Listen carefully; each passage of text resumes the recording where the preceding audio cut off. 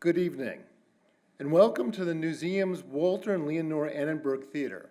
I'm Jeffrey Herbst, President and CEO of the Newseum. I should note that this is my very first public event at the Newseum. I've been here 2.5 weeks, and so it's really a pleasure, a special pleasure to see you, and I think it's fair to say that I'll long remember this event not only for the tremendous content we have, but because we're focusing on such an important issue at the very start of my time here. As you know, the Newseum celebrates and champions the 5 freedoms of the First Amendment that are fundamental to our democracy. We do this not only by explaining the history of news, the media, the internet, but also by providing forums for which people can come and convene and talk about how we cover important issues and how to better inform the citizenry, not only of this country, but across the world. This is a particularly important issue now because so much of our public dialogue has been captured by partisans, by hyper-partisans, and it's our ambition to provide a neutral place where we can discuss the critical issues of the day. In a little over a week, we'll mark the 10th anniversary of Hurricane Katrina, the most destructive hurricane in American history. The monster storm made landfall on August 29, 2005, packing 127-mile-per-hour winds, shredding Mississippi's southern coast and putting 80% of New Orleans underwater. The storm left more than 1,800 people dead, displaced more than 1 million people, and destroyed billions of dollars worth of property and jobs.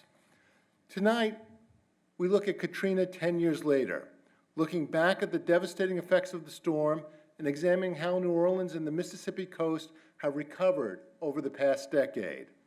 5 years ago, the Newseum launched a major exhibition called Covering Katrina that explored how the news media reported on the storm and its impact. It was one of the most memorable exhibits that we've had, and we'll discuss later some of the issues that the exhibit raised. We're honored tonight to be joined by 3 individuals who can provide 3 different perspectives on Katrina. Douglas Brinkley will lead our discussions tonight. Doug is currently a professor of history at Rice University, an American historian, a best-selling author, and a presidential historian for CNN. He's written a number of books, 6 of which have been selected as New York Times Notable Books of the Year, including the 2006 book, The Great Deluge, Hurricane Katrina, New Orleans, and the Mississippi Coast. Copies of Doug's book are available in our main atrium, and following the program, Doug will be available to sign copies of the book. Marc Morial is the current president and CEO of the National Urban League, the nation's largest historic civil rights and urban advocacy organization. From 1994 to 2002, he served as mayor of New Orleans and was previously a Louisiana state senator. He's a leading voice on the national stage in the battle for jobs, education, housing, and voting rights equality. Shepard Smith joined Fox News Channel at its inception in 1996 and serves as a chief anchor and managing editor for the network's breaking news division. He's also the anchor of Shepard Smith Reporting, which airs weekdays at 3 p.m. He has covered major news stories over the course of his career, including his memorable coverage of Hurricane Katrina and its aftermath, an example of which you'll see shortly. Shepard was also featured prominently in the Covering Katrina exhibit 5 years ago. Finally, I want to give a special welcome tonight to our Press Pass members and our First Amendment Society. I'd also like to thank our Corporate Engagement Program members who have made this program possible. Before I welcome the panel, I would like to introduce a short video looking back at the media coverage of Hurricane Katrina. This video runs in the Bloomberg Internet, TV, and Radio Gallery and is one of many video presentations in that gallery presenting major media moments in U.S. and world history. So a short video, and then we'll go to our panel. Thank you very much.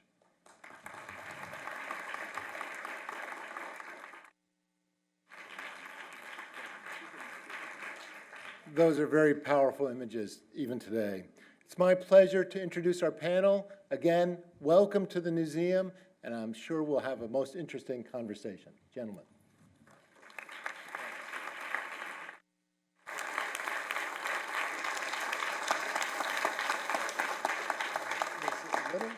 Go ahead. You grabbed it. They told me to. Good evening. I'm Doug Brinkley, and I'm a kind of a quasi-moderator here with my amazing friends, Marc Morial and Shepard Smith. But I wanted to begin and just set a stage for the 10th anniversary. It's history now, Katrina, although people in the Gulf South are still living Katrina. You know, we talk about the Dust Bowl wasn't just an event of one day. The Dust Bowl, we talk about an entire decade affecting a region, and Katrina is one word, but it means, you know, a whole important part of our country trying to come back from not just the hurricane, but from the man-made disaster of the shoddy levees and other problems that the Katrina story points to: racism, poor school systems, crime, economic disparity. So it's a very fertile field of looking at America today when you talk about Hurricane Katrina. It's just not history. Now, when the storm came, I was a professor at Tulane University, and I had evacuated the year before, and I made the dumbest decision of my life to stay because I didn't want to be in gridlock traffic on I-10. I did that before, and I can't stand traffic. I'm very hyperactive and just sitting there like that. And my in-laws have lived on top of a building called One River Place, which I know Mark knows very well.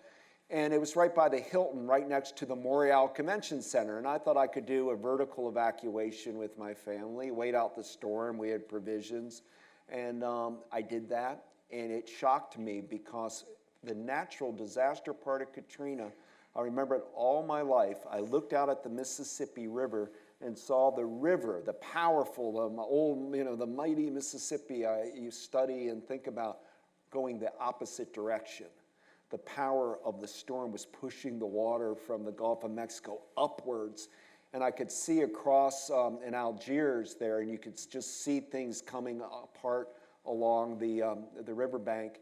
I also had a dog that I tried to bring out in the storm, and I went down when the winds were coming, and it almost lifted. It's a border collie. It was just pulled the leash of the animal kind of up and quickly brought it back in.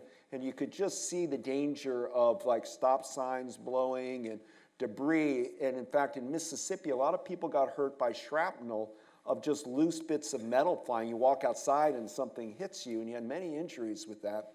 But the odd part was, once the storm settled, I went and walked around the French Quarter, because the one was very close, and I kind of thought New Orleans missed the Dodged the bullet. I thought it dodged the bullet.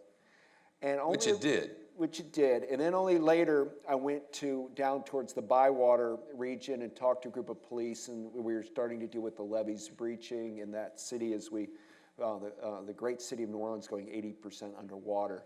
So that's where I started working on my book, The Great Deluge. But as a professor in New Orleans, Marc Morial here was one of my heroes because he was an outstanding mayor, and his father was an outstanding mayor, and they worked so hard and continues to work so hard on behalf of the city of New Orleans. And Mark, I wanted to ask you where you were when Katrina hit, and what were your first reactions at the time? Yeah, thank you, and thanks to the audience, thanks to the museum, Doug, Shepard, thank you. Saturday, August 27th, I flew to New Orleans for a funeral. It was because by that time we were living in New York. We still owned our home in New Orleans, but I had moved to New York after I left office to become president of the National Urban League, and my wife is a CBS News reporter, and she was working at CBS News. And so on the 27th, I flew to New Orleans to attend the funeral of Clarence Barney, who was the president of the Urban League of Greater New Orleans, a legendary community leader. The funeral was taking place at Dillard University. It was a beautiful, flawless day when I walked into Lawless Chapel. The hurricane, which was out in the Gulf, was a Category 1 or 2. And so this was a glorious celebratory funeral. That means it was going to go on for a long time. And about 2 hours into the funeral, my communications director, who was traveling with me, handed me a note. She said, "We must leave now." So I walked to the side of the sanctuary. She said, "The hurricane is a Category 5. we must leave town now because you got to get back to New York, and if you will, the airport's going to be closed, and all hell is about to break loose. Now, mind you, it's a sunny, beautiful day. So there's no evidence that a storm is on the way. I said to her, I said, I'm going to my mother's house to check on her first, and then we'll go to the airport. My mother lived about 10 blocks from Lawless Chapel at Dillard. I went to my mother's house, and apropos to many New Orleanians, I said, Mom, turn on the TV. This hurricane is coming. You must leave town and go to Baton Rouge, which is where I had a sister. She said, I'm not going anywhere. She said, I'm not going anywhere. She said, please get me a hotel room and I'll vertically evacuate down at the Windsor Court. I said, Mom, I think you need to go to Cherie's house, honestly. She goes upstairs, doesn't say a word, right? And I'm watching TV and I said, Mom, I got to get to the airport and I'm not leaving till you leave. The hurricane, and I turned on television and I saw the beginning of the mishandling of the crisis. I saw my successor, the mayor, saying to the public that he could not order an evacuation until the lawyers cleared. My heart leapt right into my mouth as I watched this because I had managed through a 1998 storm called Hurricane Georges, which was a storm which could have been like Katrina, but it diverted. They all do, don't they? They all turned They all at the go end. that way. And so it grazed the city and barely affected the city. It knocked out the power, it knocked down some trees. So finally I prevailed on my mother to leave. I went to the airport, Louis Armstrong Airport, and got on a flight and went back to New York and got back into New York. The hurricane, and this is what is so important about what Doug said, so everyone gets perspective, and Shepard, you know this. Once the hurricane passed, the sun came out. And mistake number 2 from an emergency response standpoint was that the city and the emergency officials were not aware that there had been levee breaches. So people went to bed, went to their homes, those that remained in the city, and the levee breaches literally filled the city with water in the evening and overnight and into the morning of Tuesday, which created the panic and the crisis. Now, mind you, in a hurricane, the first thing that happens that causes human, if you will, anxiety, confusion, and misery is the power goes out. You lose power, you lose electricity, you lose access to television, you lose access to anything. People with cell phones can't charge them. That usually occurs first before any flooding took place. People congregated at both the Dome and the Convention Center as shelters of last resort because that's what had occurred in 1998. And they went there expecting in 2005 what they got in 1998, which was a facility where there was water, doctors, nurses, MREs, the National Guard on standby, because there were 25,000 people sheltered at the Dome in 1998 and 10,000 sheltered at the Dome at the Convention Center in 1998. Long story short, to really add to this, what you saw was that those, once the city said on late Saturday, evacuate, who had automobiles and wherewithal, got on the road and got out of town. Wherewithal means you had a car, you had a family member with a car, you had a friend with, and you had someplace to go. Or you had a credit card and money to go get a hotel in Jackson or Memphis or Atlanta or Houston or someplace away from the Gulf Coast. If you didn't, in all likelihood, you either stayed in your home and said, like the old tough New Orleans, I'm gonna ride this thing out because I've seen this story before, or I'm going to go to the shelter of last resort at the Dome in the Convention Center. So that's a little bit of the context of why were all these people stranded at these two facilities, at the Dome and at the Convention Center.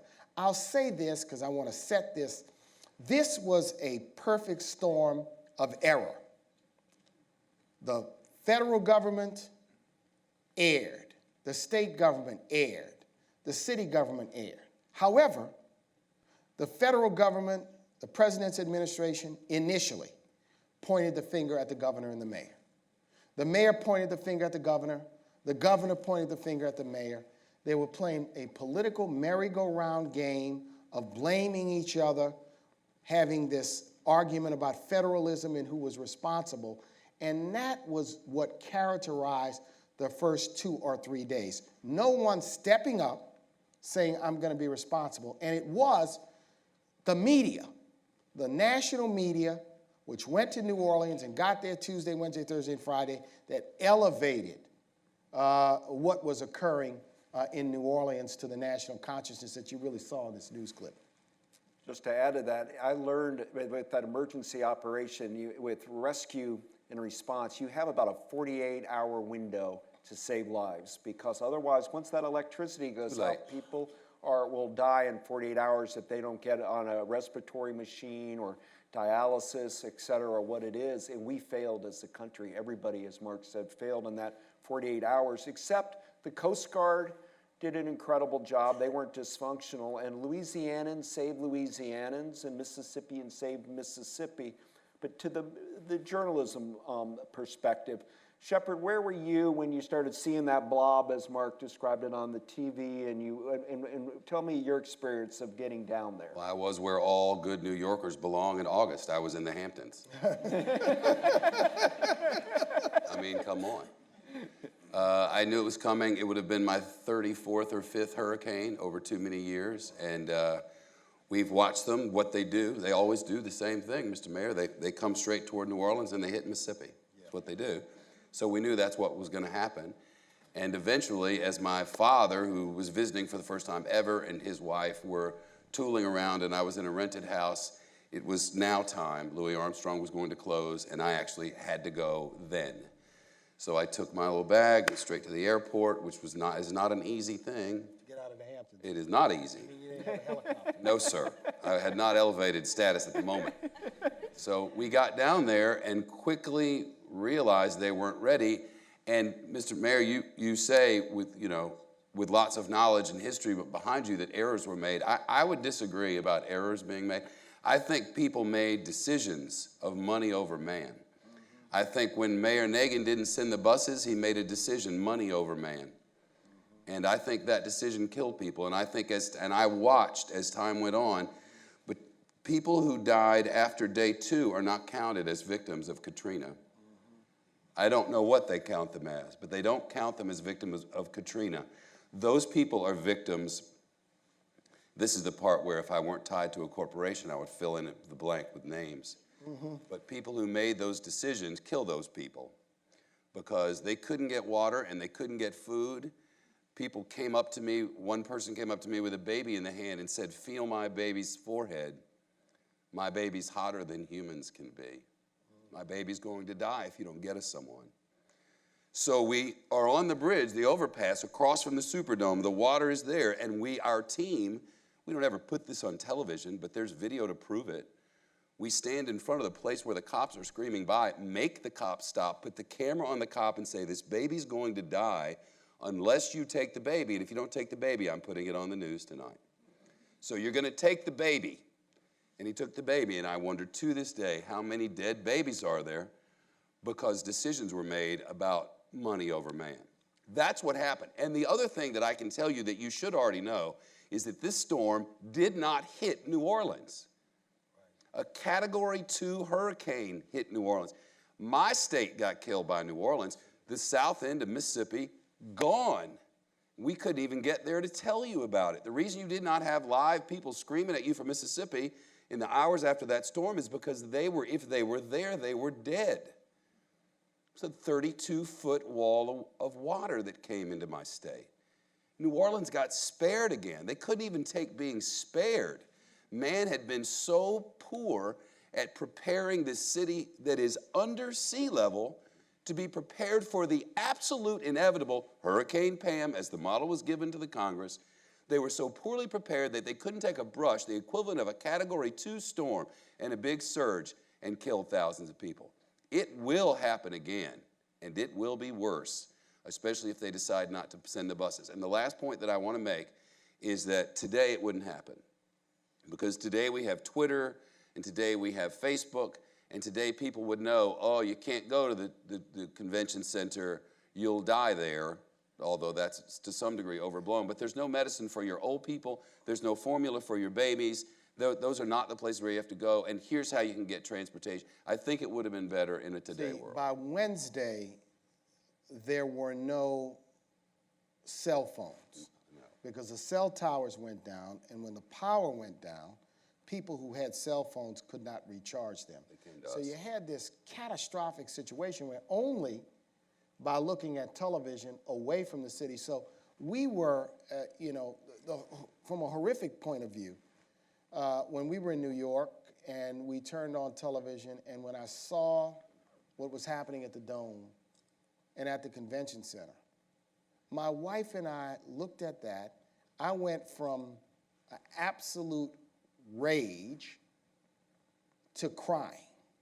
And I hadn't cried since my daddy died. Yeah, in the convention centers, is named for Douglas Brinkley, named after his father. So how did that's the memorial for your father, and now you're seeing it as a den of suffering. It was shocking to see people suffering like they were in the hull of a ship, right? People suffering. Now, mind you, ladies and gentlemen, in August in New Orleans, it is 99 degrees and 99% humidity. The heat, the humidity is oppressive. I mean, it is dangerous to be outdoors for long periods of time. Yet people are outside for hours, for days, without water, without food and the like. And the other thing I want to mention, while so much of the focus of Katrina is on New Orleans, the truth is that its impact was all along the Gulf Coast. Mississippi got battered. The Gulf Coast of Mississippi, coastal parts of Louisiana got battered, and then there was a companion storm right behind Katrina called Rita, which affected the southwestern part of the state. So while New Orleans was the epicenter, the massive extent of this storm, and the extent of it went far beyond the city. I would also, I think, offer this. And I think it's important for people to understand what caused the flooding. What caused the flooding? We always feared in New Orleans that the most catastrophic thing that could occur would be a Mississippi River levee break in the event of a huge storm. In this instance, what broke were levees on what are called outfall or drainage canals that are not as wide as this room. And these drainage canals carry water from underneath the streets to a pumping station where they're pumped up, put in the canal, and the canal empties into Lake Pontchartrain, which then empties into the Gulf of Mexico. With the power of the hurricane, it forced the water in reverse into the canals and created so much pressure that the levee walls broke in 4 to 5 separate places in the city. These outfall canals were an engineering invention of the early 1900s, designed to drain what were parts of the city that used to be swamps. So these engineering, if you will, innovations and inventions, why did they fail? If you saw these levees, they are flood walls. They look a lot like the sound barriers you see on the side of a highway. Some of them were poorly designed. Some of them were inadequately constructed. The responsibility for those levees fell on the United States Army Corps of Engineers. These levees were built by, financed by, and designed by the United States government. Yet, when Katrina took place, because it's the Army, because it's the United States government, they were immune by the doctrine of sovereign immunity from lawsuits, So there was a responsible party that in normal circumstances would have been called to task, and therefore many people were left with, if they had flood insurance, they were left with anything that the government would do under the Stafford Act or supplemental appropriations to repair the situation. So this was a unique set of circumstances, and I really, really believe that, and I hope that what people will do now in this 10th year is really, really have a candid conversation, because Shepard just said it could happen again and it could be worse. Well, I think it ought to be the responsibility of everyone to do everything possible to make sure that it can't happen again in the magnitude that it happened with Hurricane Katrina. And one of the other aspects of all this was the disappearing wetlands of Louisiana. You know, if you look on a map, you'll see all these barrier islands that just have erosion. And when the wetlands die, and they built things like the Mississippi River Gulf Outlet, which Mr. Go connected the Gulf of Mexico, salt water, ostensibly to make New Orleans a better port, but it became a wind funnel directly from the Gulf, and that water kind of topped over all of the flood walls. Well, now at least Mr. Go is shut. It's boarded up. 10th anniversary, that doesn't exist anymore. It was a engineering boondoggle. But the environmental boondoggle of constantly killing America's wetlands, because they used to serve as a sponge. So when that storm would come, head to New Orleans, 60 miles or 70 miles, north of the Gulf, they would suck in like a sponge a lot of the surge. Now you're getting a more direct hit on the levees. Shepard in Mississippi, and I know you went to school in Mississippi, and those towns just got wiped clean off. I mean, Waveland and Bay St. Louis, just gone. I mean, you could just rattle them all off there. I went back to Waveland, the whole town gone, not too long after the storm, and I saw a family picking up their belongings, and I went up like a reporter to talk to them a little, and they said, oh, we're getting ready to rebuild right on the Gulf. And I said, why wouldn't you move 12 miles inland, and then you can enjoy, just drive down a country road and you can enjoy. They said, my granddaddy grew up here, and my daddy grew up here, and I'm rebuilding, we don't leave. And we're gonna stay in Waveland, Mississippi. And so I realized that there's a lot of that. So if you go back now, you'll see people building homes along the Gulf again in Mississippi. But did you have a personal connection to your past, to that region, that made this different than other stories you covered? I'm from upstate. I'm from Holly Springs and the Oxford area, hotty-toddy. And so Mississippi is really 3 states. There's the northern part in the hills with the red clay. There's the central part that's Jackson. And then there's the south part where they all talk like Cajuns and coonasses anyway. There was a time when we would have given them to Louisiana very easily. We'll take them tomorrow. USM folks, But we're all kind of one people, and I think what happened was... Don't mess with Brett Favre. That's true. Our hurricane was Camille. I mean, that's 69. The hurricane nobody knew about for some reason, unless you're older than I am, but that's the one that wiped our coast out, and they said there'll never be another one. They had building standards to that level. Nothing will ever be Camille again. It's not possible, but then, this topped Camille. And you talk about the people who want to rebuild in Waveland, and they do, but in Waveland, it hit. If you're looking at the map to the left, just right there, that's where the storm came ashore, right there in Mississippi, not in Louisiana. Right. Came in Mississippi, in the Pearl River, right there at the mouth of the Pearl River. And the next thing is Little Waveland, and it's gone. And they wanted to build back, but now you have to build 31.5 feet above the high water line.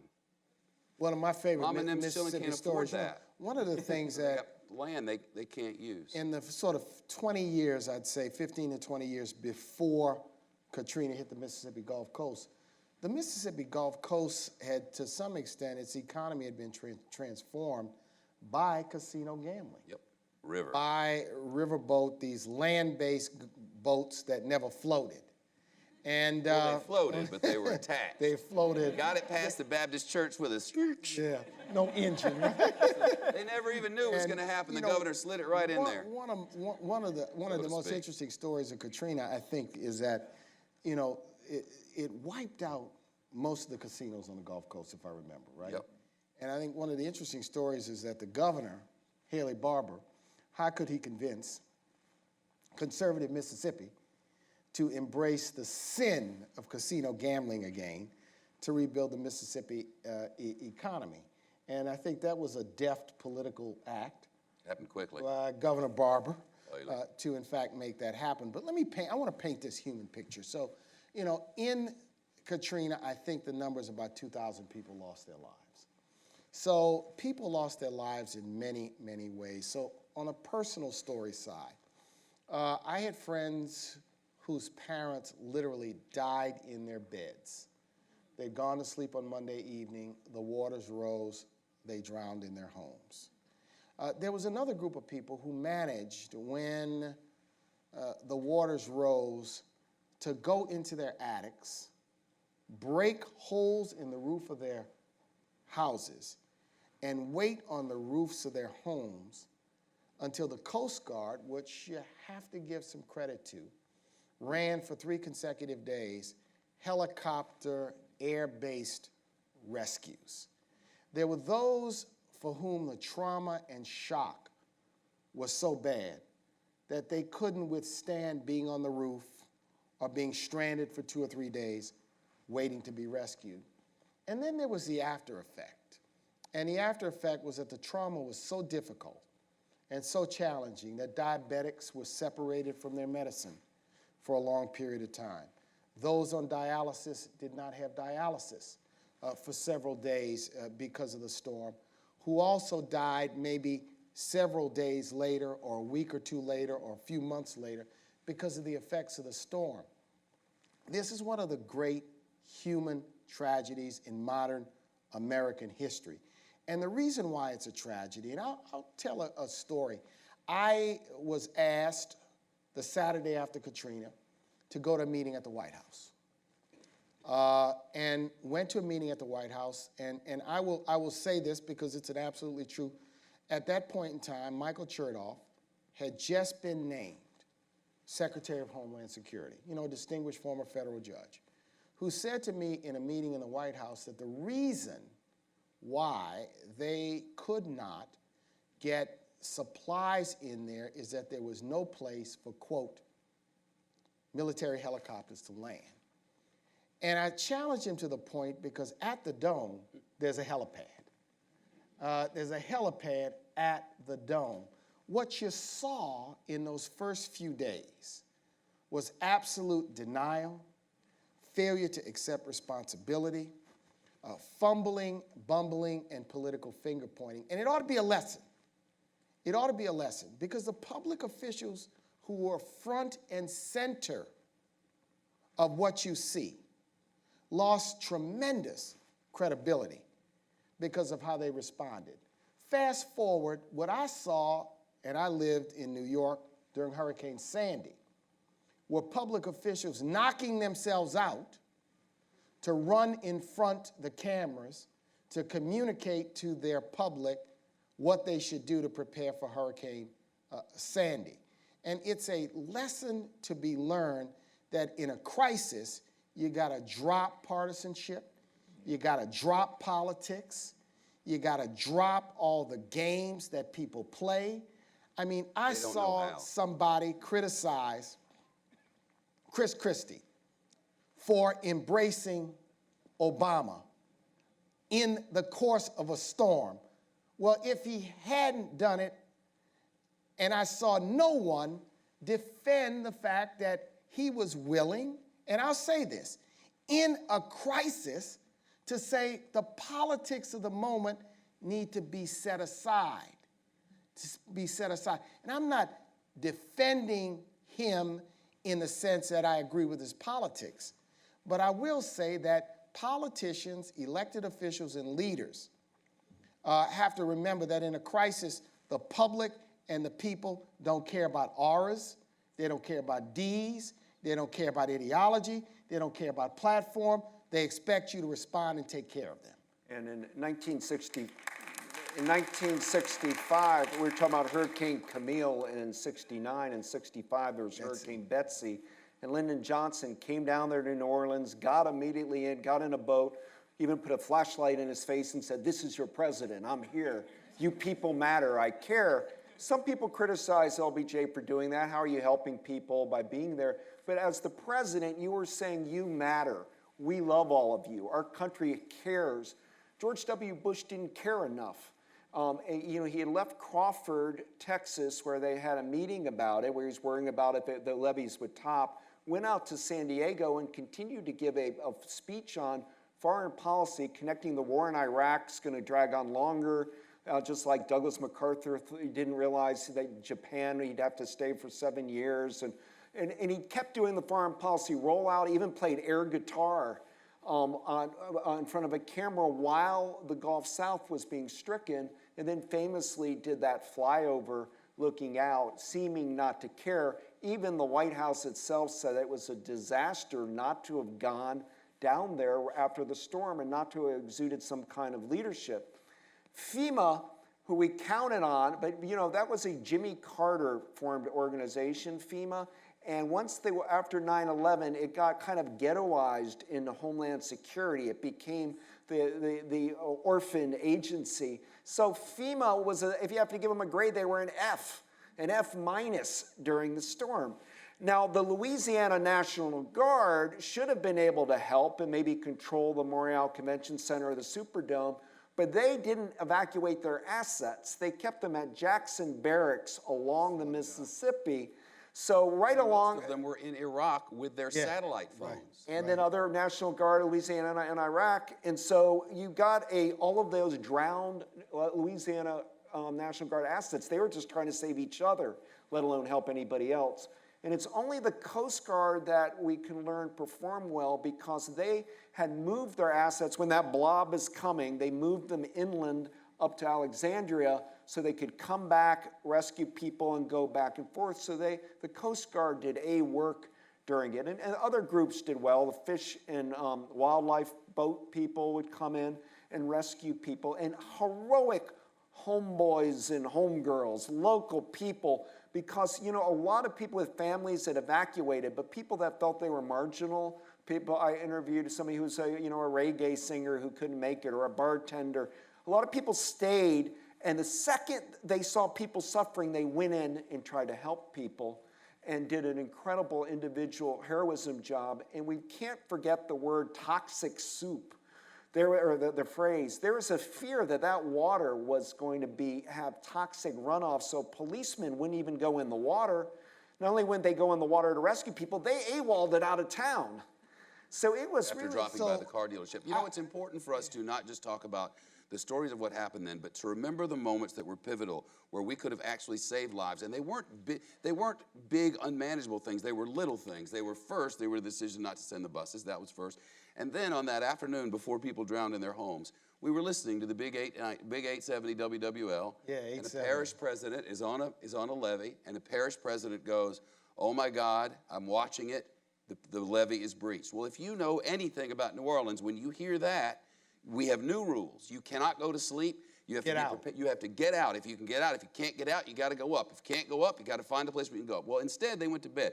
If there had been some sort of warning system, when that parish president said what I heard, I went straight to the air on my channel and said, the city of New Orleans is going to flood. I know this because I've studied the Hurricane PAM model. I know lots of people are going to die. I told our CEO, you got to send people. We're going to be here for weeks or months. And they told me I was crazy because it hadn't been reported. It hadn't been on Associated Press yet. And I'm like, that it hasn't been on Associated Press doesn't mean it's true. If people had been able to be notified in the way that I was by that parish president that it was about to flood, a lot of this wouldn't have happened. So we need a warning system. And third thing that I want to say is we also need a separation between the regulars and the irregulars.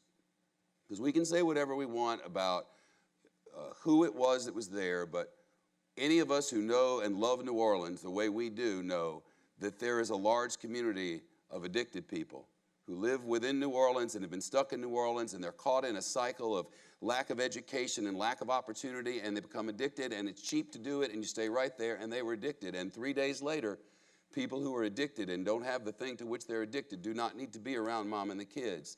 And there was no separating of that within these refugee centers, and it was ugly. And police didn't go in there because they were worried about it, and we needed somebody to patrol the needy, and we didn't Yeah, have I'll that just say this, there's addicted people everywhere. Amen, but these ones were all stranded But together. I'll say this. And they ran out of their stuff. The other critical mistake was the minute you knew you had 10,000 people, to 20,000, to 30,000 people at the convention center at the Dome, every effort should have been made to get water, to get MREs, which are meals ready to eat, to get medical supplies to those facilities immediately by way of airdrops. Look, if the media could get into New Orleans, then emergency vehicles could get into New Orleans. It was an absolute, it was an absolute lie that you couldn't get supplies in one way or another in Tuesday, Wednesday, and Thursday. Now, what happened next? And I think one of the heroes of Katrina is General Russell Honore. So General Honore was assigned, if you will, to lead the effort to completely evacuate the city. By the time Friday came, the Federal Emergency Management Agency had mobilized literally hundreds and hundreds of buses to get to New Orleans, to pick people up and bring them to the Astrodome in Houston, to facilities in Jackson, Baton Rouge, Atlanta, and Memphis, where these temporary shelters were. I visited the temporary shelter in Houston, and when I visited there, Bill Clinton was there, former president, then newly minted United States Senator Barack Obama was there. Rick Perry, who at the time was the county executive in Harris County, was actually absolutely a very helpful person in responding to Hurricane Katrina. I'm going to tell it like it is, right? Give love where love has been earned. And so by the time you got to a week, 10 days after the hurricane, the city of New Orleans was a complete and total ghost town. Now, what happened next? And this is important. And this was one of the this became what I call the second chapter, Doug, of tragedy. A group of self-anointed New Orleans business leaders went to Dallas, had a meeting, hired the Urban Land Institute, and decided that they were going to confect a plan to rebuild the city. One problem with that plan is that plan included rebuilding only certain neighborhoods in the city of New Orleans, and bingo, what neighborhoods were not going to be rebuilt? The lower Ninth Ward, the upper Ninth Ward, New Orleans East, Pontchartrain Park, Gentilly, areas that were historic, predominantly African American neighborhoods. And this group of business leaders, I think, had the gumption and the gall to advance such a plan publicly as though it was the only way to rescue the city. Now imagine if you are laying on a sleeping bag in Houston on the floor of the Astrodome, and you look up on television and you see people talking about a plan to rebuild the city that doesn't include the house you evacuated from, that doesn't include the apartment that you evacuated from, that doesn't include the neighborhood that you call home and that you love. So the second chapter of what was a tragedy was this plan. I call it the Dallas Plan to rebuild New Orleans, which immediately became discredited because in its intent, the intent was morally bankrupt, in my opinion. And it outraged me to such an extent that I decided that I was going to fly to New Orleans and that we were going to host a rally at St. Maria Goretti Church, which was in New Orleans East.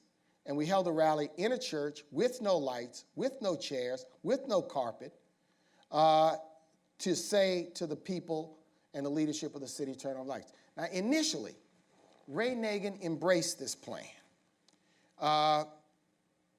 As things evolved and the election was nearing, he abandoned his support for that plan. And that plan quickly went into the garbage can and went into the trash can. But what it led to was a chaotic rebuilding. A chaotic rebuilding that began to take place because everyone sort of threw up their hands. There really was not an organized, orderly planning process, and everyone was doing their own thing. To the credit of the people of the city and the civic organizations, the people said, I don't care if the government doesn't have a plan. I don't care if the government is dysfunctional. I'm going to rebuild my house. We're going to rebuild this community.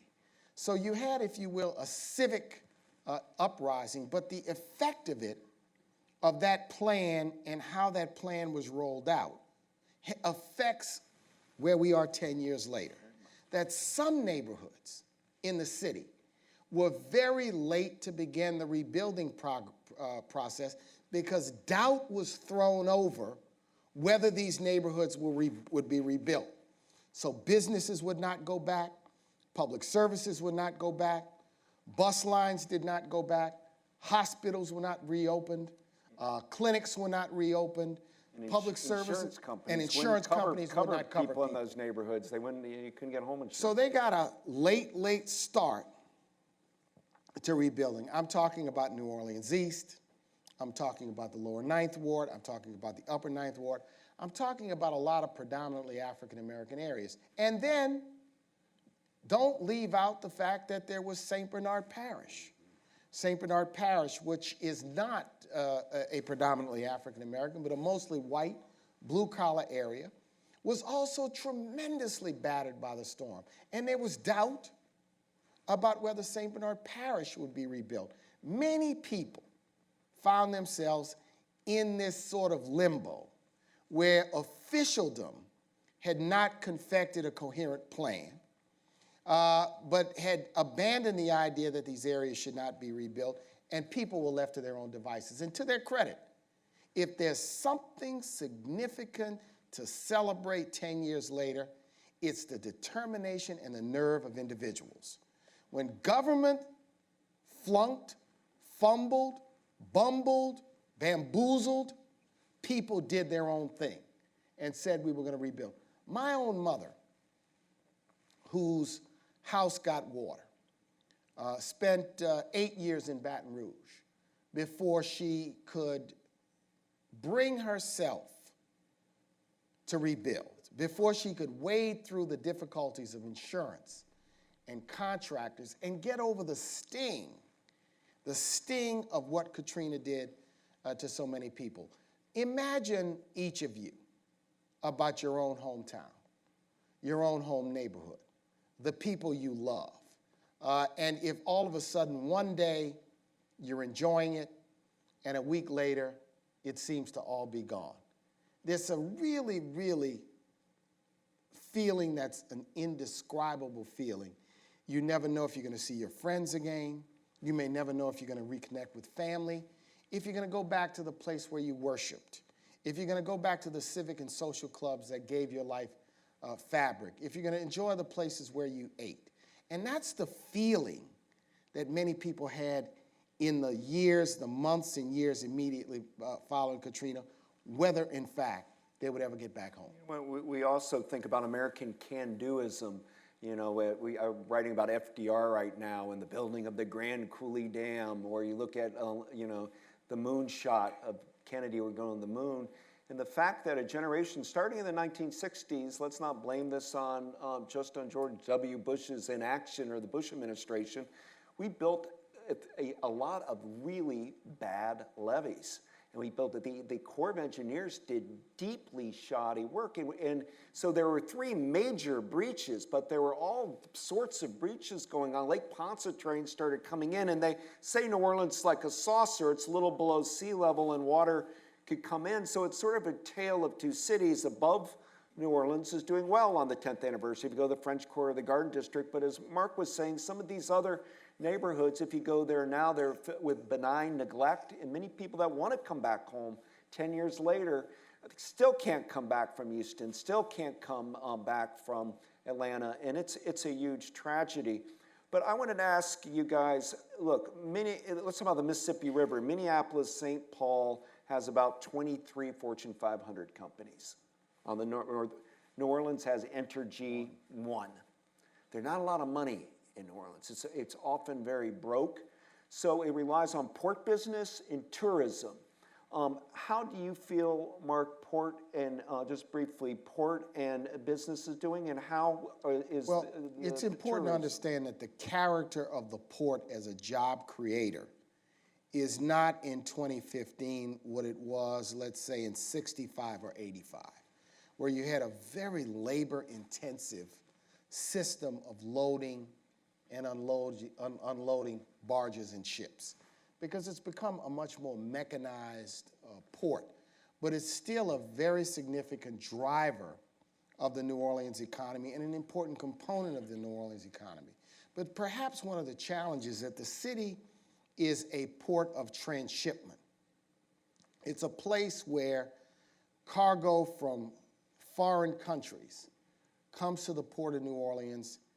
It is transferred from ocean-going vessels to barges or to a railroad system or to a truck for transshipment to other parts of the United States, as opposed to a destination port where, if you will, raw materials are shaped into finished goods and finished products. And that's been one of the challenges of New Orleans' ability to maximize its status as one of the leading ports in the United States. But it's still a very significant driver. 30 years ago, New Orleans had 4, maybe 5 Fortune 500 headquarters companies. Consolidations in shipping, consolidations in oil and gas. Those companies, Louisiana Land and Exploration, Likes Lines, for example, either ceased to exist, were bought by other companies, and relocated away. One of the most, I think, exciting things for the future of the New Orleans economy is the brand new Veterans Administration Medical Center and the new medical complex. But it still remains to be seen whether that's going to be maximized beyond treatment to research and the ability to do the things like the Cleveland Clinic or the Anderson Medical Center in Houston are able to do. New Orleans has always been a city of family businesses and small businesses, but it's also been a city with wide income disparity, wide wealth disparities. And I think when I'm asked what grade I would assign to New Orleans 10 years later, I give it the grade I for incomplete, because the recovery is not yet complete. You have to celebrate, or you have to highlight those things that have happened that have been good. But you've got to spotlight, Doug and Shepard, those pieces of difficult, unfinished business, neighborhoods that have not come back, poverty which still exists, challenges which still remain. There are 2 microphones here. If anybody has a question, come on up right now. I'm going to ask Shepard a question, and then hopefully somebody in the audience or a few people would like to ask us something. Shepard, my question to you is, we saw you at the beginning in that incredible clip, you talking about the bridge, and you talked about kind of warring some with your bosses on your coverage. You did a remarkable job as a journalist of breaking news. And yet a lot of reporters that try to do that started reporting rumors, which created all sorts of problems. You seem to have just constantly have grooved and spoke from the heart, but also the head. And you really, I think, to America, we all were impressed by your journalism chops. What kind of mode were you? How did you know what to report? What's the instinct you have not to say something was happening when rumors were so widespread, even rumors being spread by the New Orleans Police Department that were bogus? In the mayor's office. The mayor's office. When you're gathering through tentacles, which is what a lot of networking journalism is, that's one craft. And then when you're in the moment, you just have to realize that's where you are. And when you're in the moment, you can only know what you can see, taste, smell, hear. You have to use your senses. And you can report those things with a great degree of certainty. And as long as you are only reporting what you see and hear and taste and smell, then you're really good to go in a difficult situation. Even if I don't understand the bigger context, like when they finally started emptying the Superdome, when the National Guard from other states had finally come, and they opened the doors, I had not been able to get in there because, and then you can fill in the blank for why, but they wouldn't let us. But when the doors open, it's a positive pressure building, and the smell that came out of there was like nothing I'd ever experienced. And just the thought of families being in there and just being able to tell the story of something that you couldn't see on television was, for a journalist, a very powerful thing to be able to do, to be able to impart a bit of truth that there's no way for anyone to have. Or being across from the Superdome during what was the largest airlift at the time in the history of the nation, peacetime airlift, that was accomplished by these heroes of the Coast Guard. Yes. To be able to document those things was to Give me the a Coast great Guard honor. a hand. The And I Coast do. Guard deserves a hand. They perform. Yes, sir.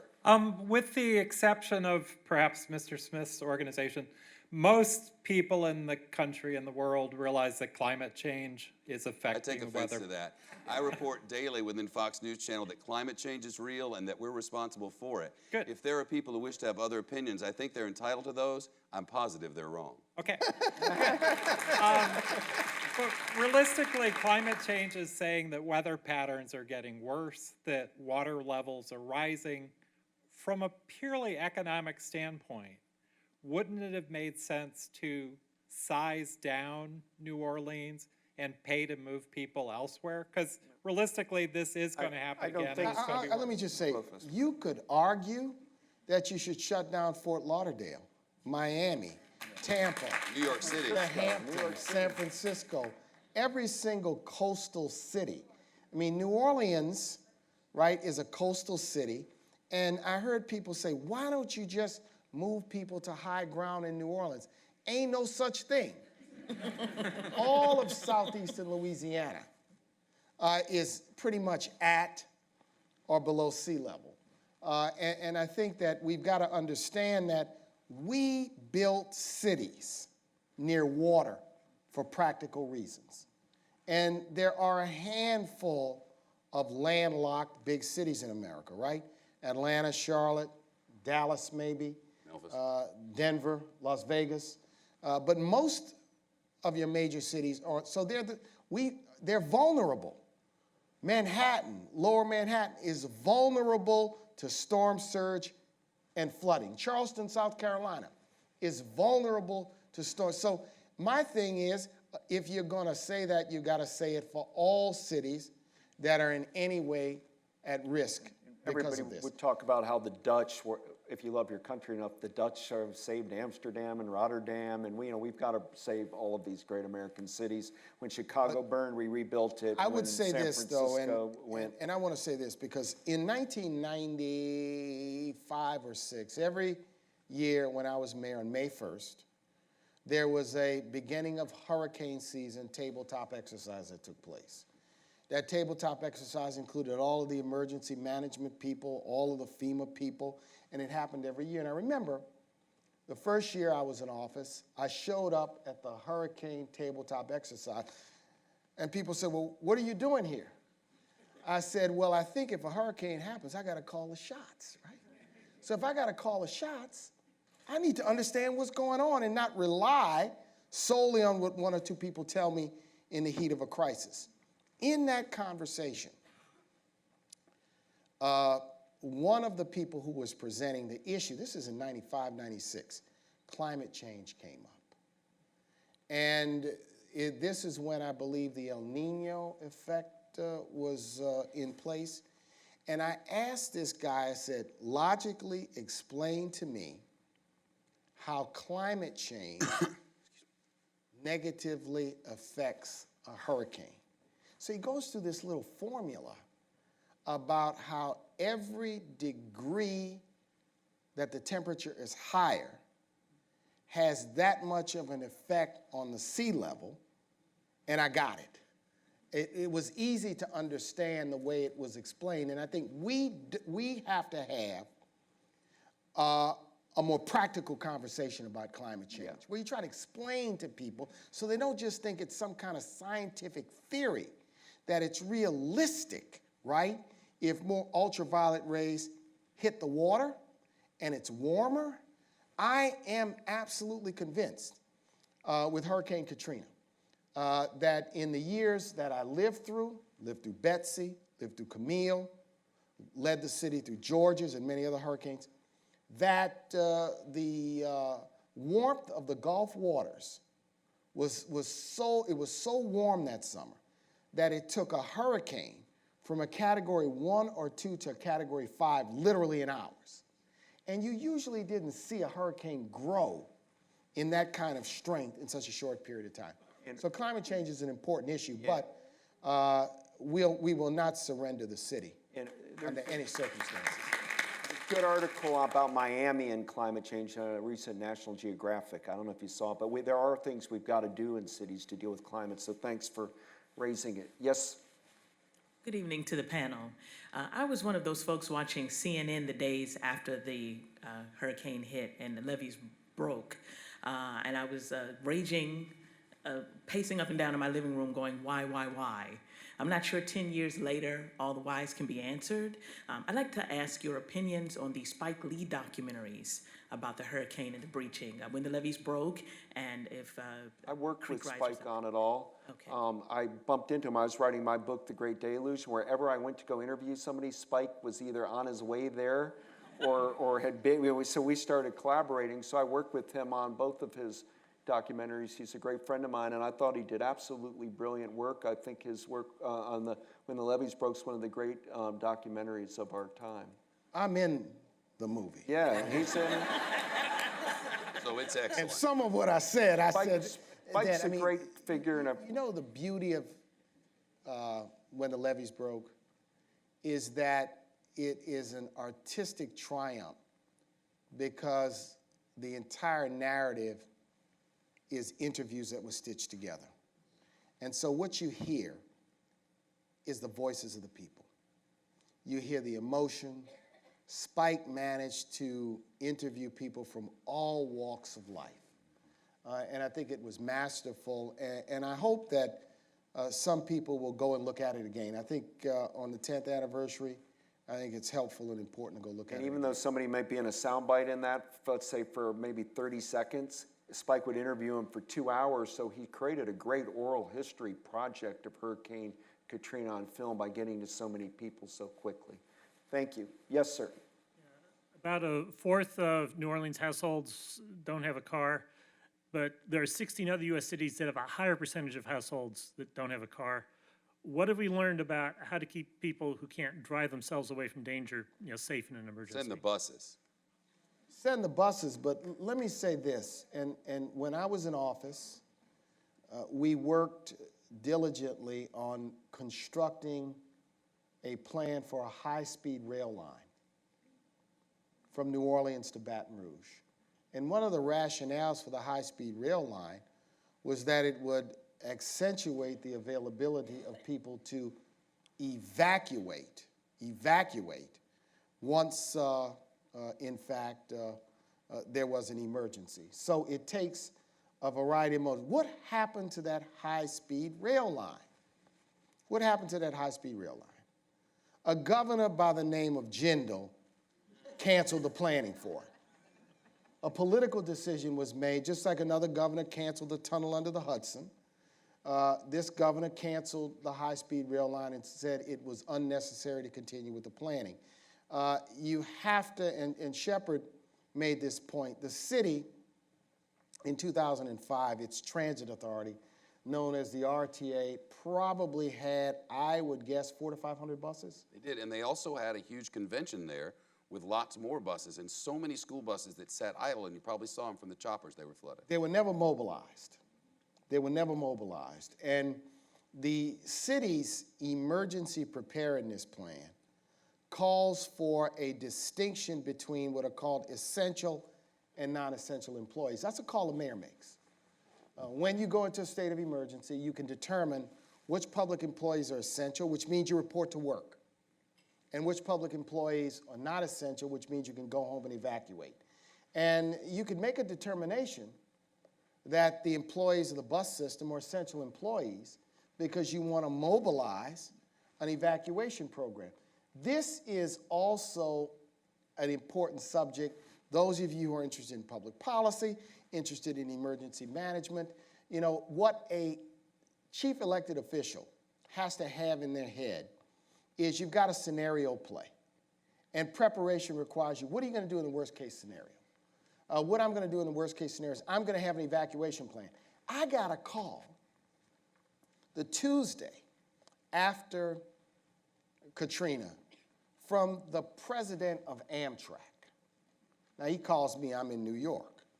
He says, I'm calling you because I cannot reach anybody in New Orleans. He says, I believe that I could get, quote, some Amtrak equipment into Union Passenger Terminal to accentuate or to assist with the evacuation. But there was no one at home at the ranch to call. That would not have been possible on Tuesday. Who could coordinate it. So I think for those communities where where people don't have personal vehicles, I think is your question. A city and a community and a region and a state have to have a plan in their pocket on how they're going to mobilize an evacuation for those that don't have automobiles of their own. But they did. They had Hurricane Pam model. They didn't follow it. They didn't. They had a plan. They didn't. You have to follow your plan. You can't say, I don't have the money. They're not going to notice. This one's not going to hit. It'll be fine. Cross your fingers. Hope is not a So what you're saying is that because they wanted to hide the emergency plan from the elected officials, they put it in an emergency plan book, right? And just hid it from them. Well, let's try. We're going to have to wrap up. We're going to take the very quickly question. We'll promise to give a short answer because we do have to wrap it up. I'd like to get the two of you. I could see you've been standing there and are going to have a baby soon, so you're going to get to end this. No, I know. Go ahead, Les. Yes, my question is for Shepard. How is the dynamic of reporting a natural disaster different from the dynamic of reporting another widespread tragedy where a person or group of people is responsible? Well, I don't know how different reporting it is because you're supposed to just report what you see. But this was both things. This was a natural disaster followed by a human disaster. There was a natural tragedy and then there was a human tragedy, and both of them have to be reported on. And we're now in the business of revisionist history. And different people of different backgrounds and interests, areas of study and people to protect are all going to be telling these stories in different ways. And it's important to look back on what really happened and figure out the things on which we can make improvements for the future and the things that just happened.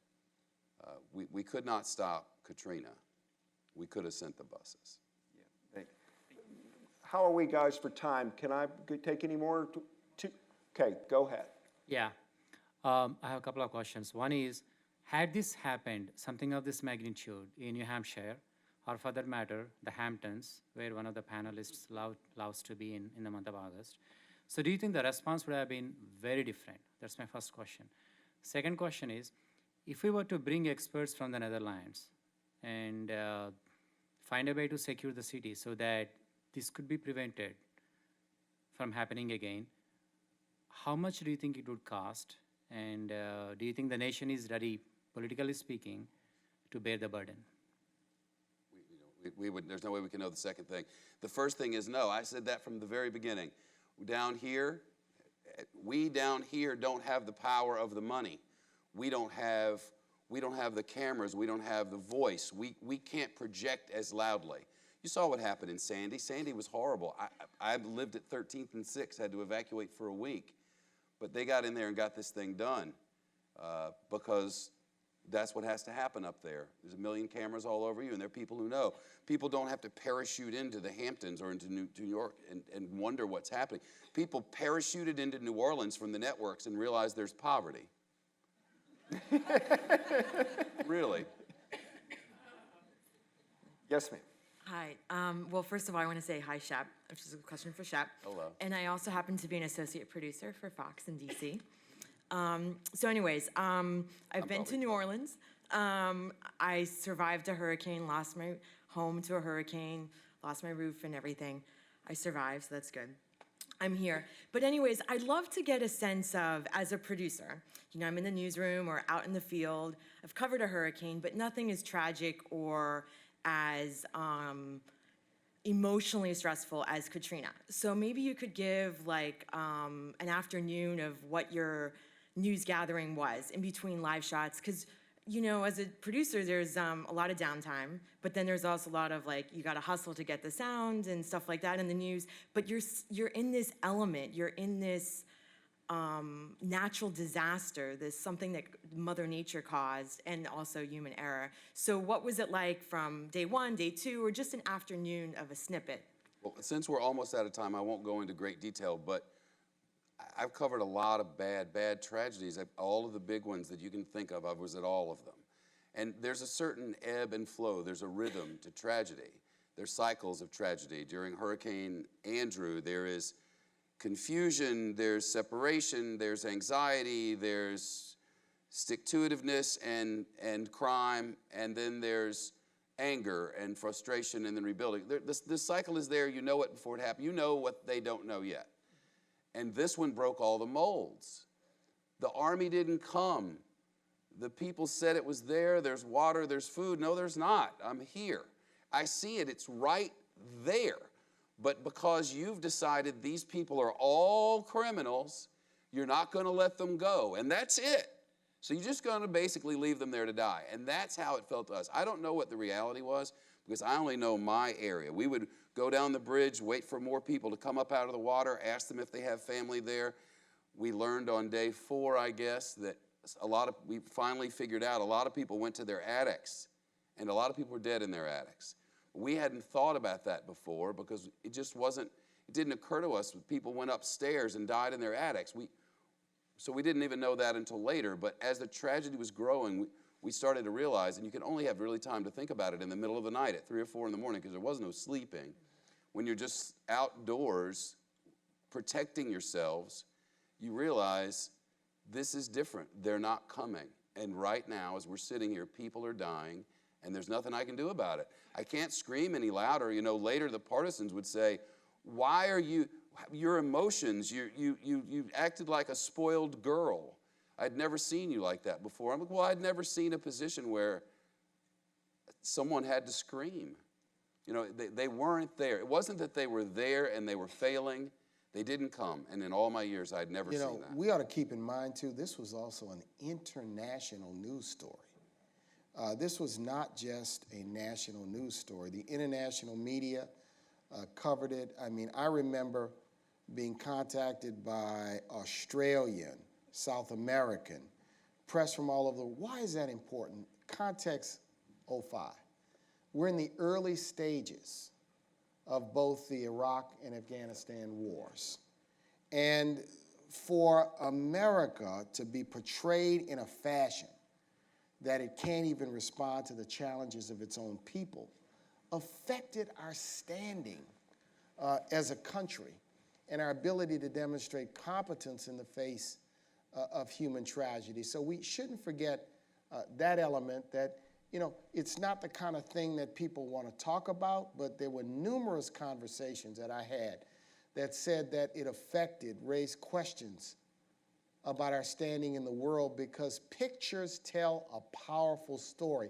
What you saw wasn't a movie. What you saw is what was really happening. And what you saw were people suffering, people dying on live television. That's a good way to end. Thank you all. Marc, Shepard, let's give it to them. Thanks, Thank you all. And if people that had questions can ask us informally afterwards, so we'll be around. Thank you all.